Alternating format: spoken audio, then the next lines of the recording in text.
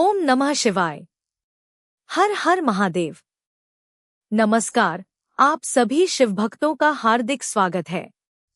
आज हम सुनेंगे सावन मास महात्म्य का 9वां अध्याय, जिसमें भगवान शिव की भक्ति, श्रद्धा, सत्य, दया और सावन मास के व्रत एवं पूजन के महत्व का वर्णन किया जाता है। मान्यता है कि जो भक्त श्रद्धा से सावन मास की महिमा सुनते या सुनाते हैं, उन पर भगवान शिव और माता पार्वती की विशेष कृपा होती है। कथा प्रारंभ। प्राचीन समय की बात है। एक नगर में एक निर्धन किंतु अत्यंत धर्मपरायण ब्राह्मण रहता था। उसके पास धन संपत्ति नहीं थी, परंतु भगवान शिव पर उसकी अटूट आस्था थी।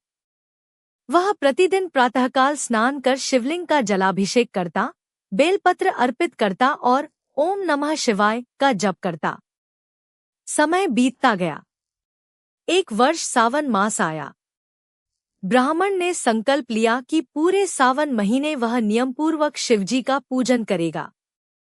वह प्रतिदिन गंगा जल, स्वच्छ जल, बेलपत्र, धतूरा और पुष्प अर्पित करता तथा शिव महिमा का पाठ करता। उसकी पत्नी भी पूर्ण श्रद्धा से उसका साथ देती।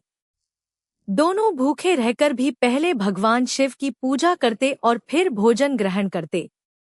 एक दिन भगवान शिव ने माता पार्वती से कहा, देखो देवी, यह ब्राह्मण कितना निर्धन है, फिर भी इसकी भक्ति तनिक भी कम नहीं हुई। इसकी परीक्षा लेकर इसकी श्रद्धा संसार के सामने प्रकट करनी चाहिए। भगवान शिव एक साधु का वेश धारण करके ब्राह्मण के घर पहुंचे। उस समय घर में भोजन का एक दाना भी नहीं था। फिर भी ब्राह्मण और उसकी पत्नी ने अतिथि का आदर किया, आसन दिया और यथाशक्ति सेवा की। साधु ने भोजन मांगा। ब्राह्मण भोजन की व्यवस्था करने निकल पड़ा। बहुत प्रयास के बाद भी उसे कहीं अन्न नहीं मिला। अंत में उसने भगवान शिव का स्मरण किया और प्रार्थना की, हे भोलेनाथ, मेरी लाज रखिए। मैं अतिथि को भूखा नहीं लौटा सकता। तभी एक दयालु व्यक्ति ने उसे अन्न और आवश्यक सामग्री दान में दे दी। ब्राह्मण प्रसन्न होकर घर लौटा। उसकी पत्नी ने भोजन बनाया और साधु को प्रेमपूर्वक भोजन कराया। भोजन के बाद साधु अपने वास्तविक स्वरूप में प्रकट हुए। भगवान शिव और माता पार्वती के दिव्य दर्शन पाकर ब्राह्मण दंपति भाव विभोर हो गए। भगवान शिव ने कहा, हे भक्त, तुम्हारी सच्ची श्रद्धा, सेवा और सावन मास का व्रत हमें अत्यंत प्रिय लगा।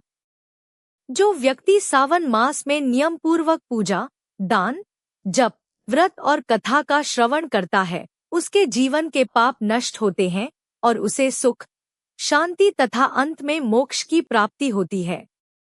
इसके बाद भगवान शिव ने ब्राह्मण को धन, समृद्धि, उत्तम स्वास्थ्य और सुखी जीवन का आशीर्वाद दिया।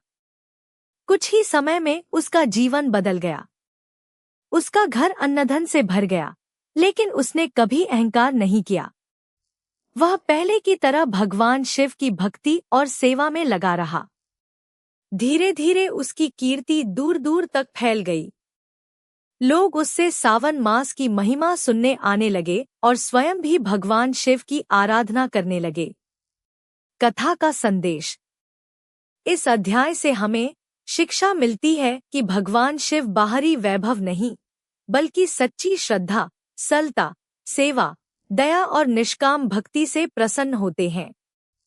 सावन मास में किया गया एक छोटा सा पुण्य कार्य भी अनेक गुना फल प्रदान करता है। इसलिए सावन मास में शिवलिंग का जलाभिषेक करें, बेलपत्र अर्पित करें, ओम नमः शिवाय मंत्र का जप करें, दान पुण्य करें और भगवान शिव का स्मरण करते हुए जीवन में सत्य, संतोष और करुणा का पालन करें। बोलिए भगवान भोलेनाथ की जय। हर हर महादेव।